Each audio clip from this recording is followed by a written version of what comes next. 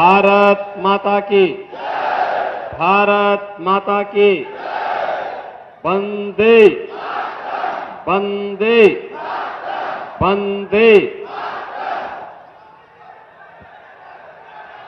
बाबा कीनाराम के पावन धरा की संसदीय सीट चंदौली के इस शिवपुर और अजगरा विधानसभा क्षेत्र से जुड़े हुए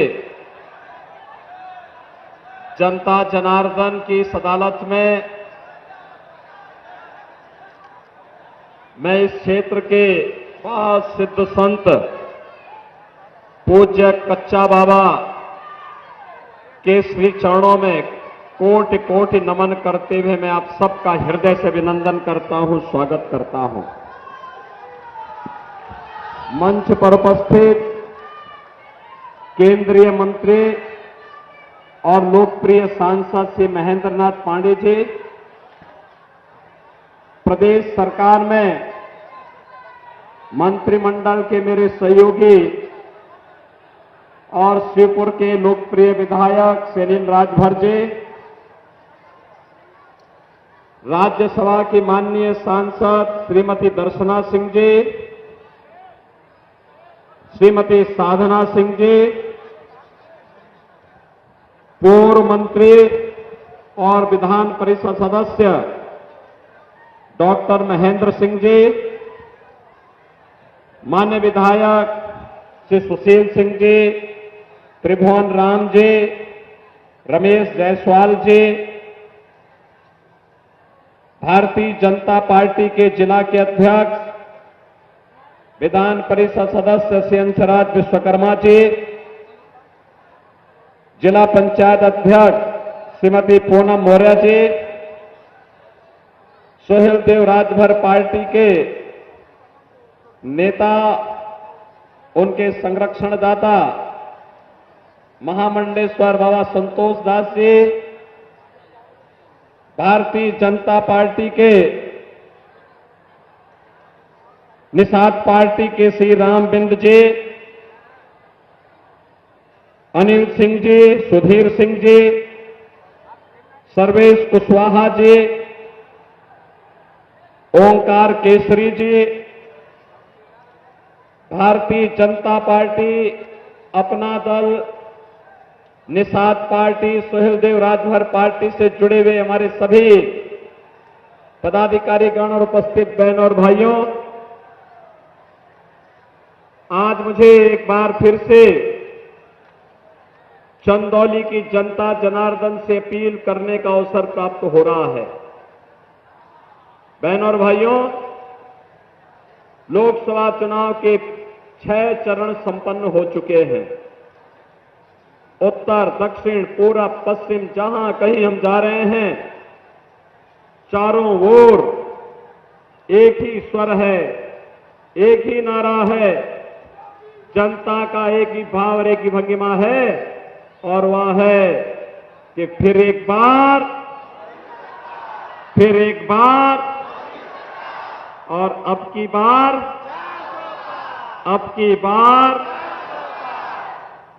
400 पार। तो 400 पार में चंदौली भी है ना?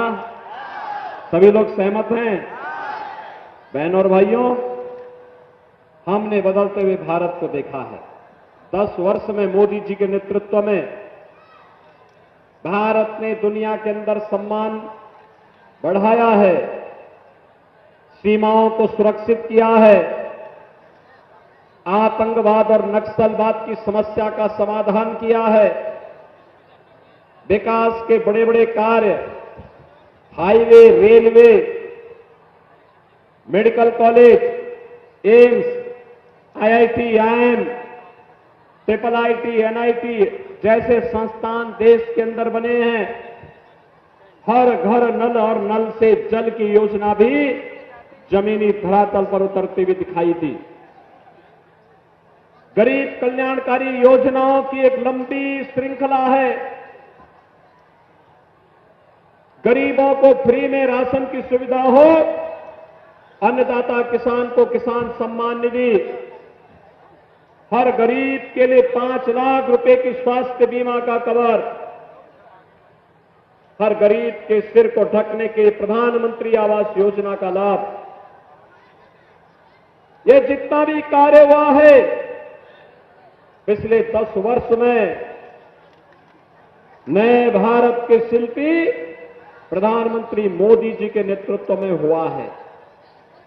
बहनों और भाइयों, मोदी है तो विकास भी है, मोदी जी है तो गरीब कल्याण भी है, मोदी जी है तो देश की सुरक्षा भी है, मोदी जी है देश का सम्मान भी है, और बहनों और भाइयों, मोदी जी है तो भारत की विरासत का संरक्षण भी है। काशी में काशी विश्वनाथ धाम, अयोध्या में भगवान राम का भव्य मंदिर, विंध्यवासिनी धाम में हम जाते हैं, मां विंध्यवासिनी का कॉरिडोर, और मार्कंडेश्वर महादेव में जाते हैं तो डॉक्टर महेंद्र नाथ पांडे जी ने जो प्रयास प्रारंभ किया है, आज मार्कंडे धाम भी पूरी भव्यता के साथ हम सबको अपनी ओर आकर्षित करता है। कच्चा बाबा समाधि में मैं गया भी देखने के लिए, दर्शन करने के लिए, क्या भव्य स्वरूप है। बाबा की सैकड़ों वर्ष पुरानी समाधि आज भव्य रूप में हम सबको अपनी ओर आकर्षित करती है। बहनों और भाइयों, यही है विरासत का सम्मान। जो समाज अपनी विरासत पर गौरव की अनुभूति करता है, दुनिया की कोई ताकत उसको झुका नहीं सकती, उसको परास्त नहीं कर सकती है। और भारतीय जनता पार्टी ने मोदी जी के नेतृत्व में अपनी विरासत की संरक्षण का काम किया। मैं पूछना चाहता हूं, क्या ये कांग्रेस और समाजवादी पार्टी के लोग देश का सम्मान बढ़ा सकते हैं क्या? क्या ये सुरक्षा दे सकते हैं क्या? क्या ये विकास करा सकते हैं क्या? क्या इनके द्वारा गरीबों का कल्याण किया जा सकता है क्या? क्या ये काशी में बाबा विश्वनाथ के धाम को बना सकते थे क्या? क्या अयोध्या में राम मंदिर का निर्माण ये लोग करते क्या? जब ये कर ही नहीं सकते, न ये सम्मान दिला सकते हैं, न सुरक्षा दे सकते हैं, न विकास दे सकते हैं, न गरीबों का ही कल्याण कर सकते हैं, न हमारे आराध्यों के पवित्र स्थलों का ही सुंदरीकरण उनके भव्य स्वरूप ही दे सकते हैं, तो इन समस्याओं को अपने सिर में ढोने की कोई आवश्यकता नहीं। आज समाजवादी पार्टी हो या कांग्रेस, ये अपने आप में एक समस्या है। समस्या, इस समस्या का मतलब, कांग्रेस और समाजवादी पार्टी के गठबंधन को आने का मतलब क्या है? इसको आने का मतलब है आतंकवाद को आमंत्रित करना।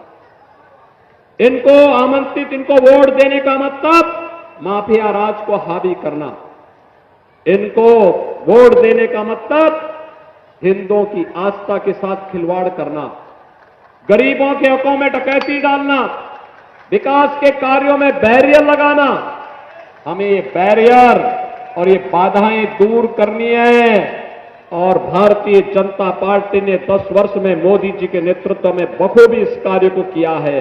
और इसीलिए जब पूरे देश की आवाज है कि फिर एक बार मोदी सरकार, तो मोदी सरकार बनाने के साथ हम लोगों को अपने लोकप्रिय सांसद डॉक्टर महेंद्र नाथ पांडे को तीसरी बार यहां से चुनाव जिता के भेजना है।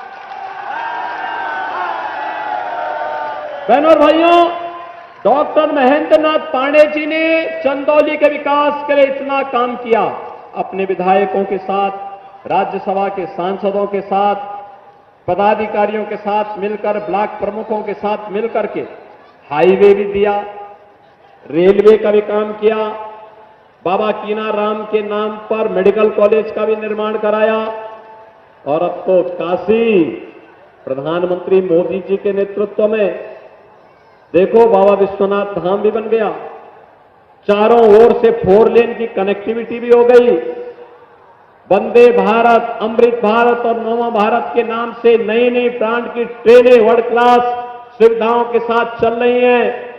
वाटरवे का लाभ भी वाराणसी और चंदौली वासियों को प्राप्त हो रहा है, और भगवान बुद्ध की उपदेश की भूमि सारनाथ के सुंदरीकरण का काम भी युद्ध स्तर पर आगे बढ़ रहा है। संत कबीर नगर की, संत कबीर दास जी की लहर तारा, उसको भव्य स्वरूप दिया गया है। आप सोचिए, संत रविदास जी की पावन जन्मभूमि सीर गोवर्धन, आज उसको डबल इंजन की भाजपा की सरकार ने मोदी जी के नेतृत्व में एक दिव्य और भव्य रूप दिया है। काशी के मंदिरों को देखो, काशी के घाटों को देखो, काशी के विकास को देखो, सबकी आंखें चकरा जाती हैं। क्या यही काशी है जो 10 वर्ष पहले था? क्या वही काशी है? आज तो बहनों और भाइयों, एक तरफ महेंद्र नाथ पांडे जी केंद्र की योजनाओं को लाते हैं, प्रदेश में अपने विधायक और मंत्रियों को, श्री अनिल राजभर को, श्री टी राम को लगातार प्रोत्साहित करते हैं, तो विकास अब बुलेट की स्पीड से काशी के अंदर और चंदौली के अंदर आता हुआ दिखाई देता है। पहले की सरकारें आस्था के साथ खिलवाड़ करती थी। आप सोचो, बाबा कीनाराम की पावन जन्मभूमि में उनके भव्य और दिव्य मंदिर को भी इन लोगों ने एक कौड़ी नहीं दी थी। हमारी सरकार आई, हमने कहा बाबा अघोरेश्वर है, भगवान शिव के साक्षात अवतार हैं, उनके पावन जन्मभूमि को हम दिव्य और भव्य रूप देंगे। और चंदौली में वहां पे काम चल रहा है। कच्चा बाबा के स्थान के बारे में कोई सोचेगा?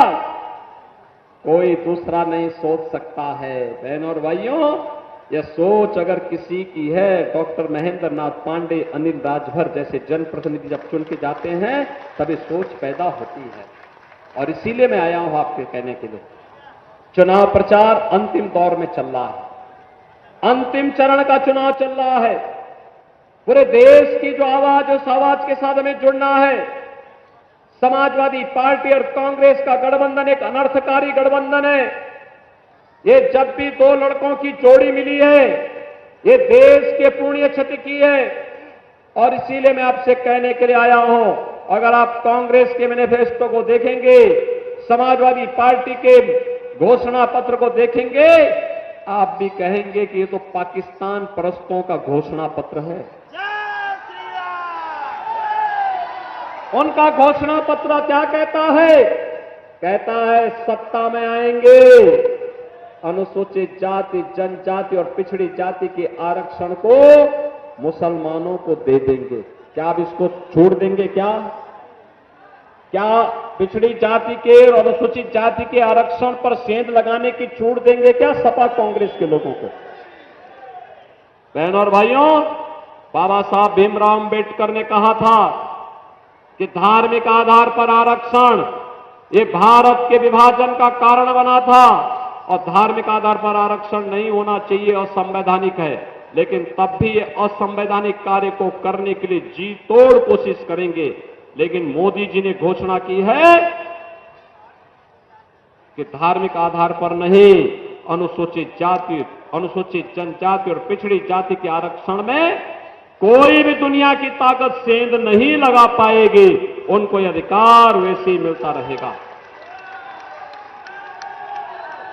कांग्रेस और समाजवादी पार्टी का गठबंधन कहता है आएंगे, विरासत टैक्स लगाएंगे। ये विरासत टैक्स जानते हैं आप क्या है? ये विरासत टैक्स का मतलब है आपके पूर्वजों ने, बाप दादों ने जो संपत्ति अर्जित की है, इस संपत्ति का सर्वे कराएगी समाजवादी पार्टी और कांग्रेस। कहती है कराएंगे, और कराने के बाद जो उनको पुश्तैनी प्रॉपर्टी मिली है, जमीन मिला होगा, खेत मिला होगा, मकान मिला होगा, जेवर मिला होगा, पैसा मिला होगा, कोई गाड़ी मिली होगी, इसमें से आधी ये लोग जबरदस्ती आपसे वापस ले लेंगे और फिर उसको पाकिस्तान, अफगानिस्तान और बांग्लादेश से आए हुए घुसपैठियों को और रोहिंग्या मुसलमानों को जबरदस्ती दे देंगे। क्या आप इसको स्वीकार करेंगे? क्या आपकी प्रॉपर्टी को कोई जबरन लेगा? क्या आप इसको स्वीकार करेंगे? क्या बहनों और भाइयों, ये कांग्रेस और समाजवादी पार्टी के अंदर औरंगजेब की आत्मा घुस गई है। औरंगजेब इसीलिए ये कह रहे हैं कि हम इन पर वरासत टैक्स के नाम पे जजिया कर लगाएंगे। क्या ये जजिया कर देंगे क्या? अरे मुसलमान भी अपने पुत्र का नाम औरंगजेब नहीं रखता, क्योंकि औरंगजेब मुगलों का सबसे क्रूर बादशाह था।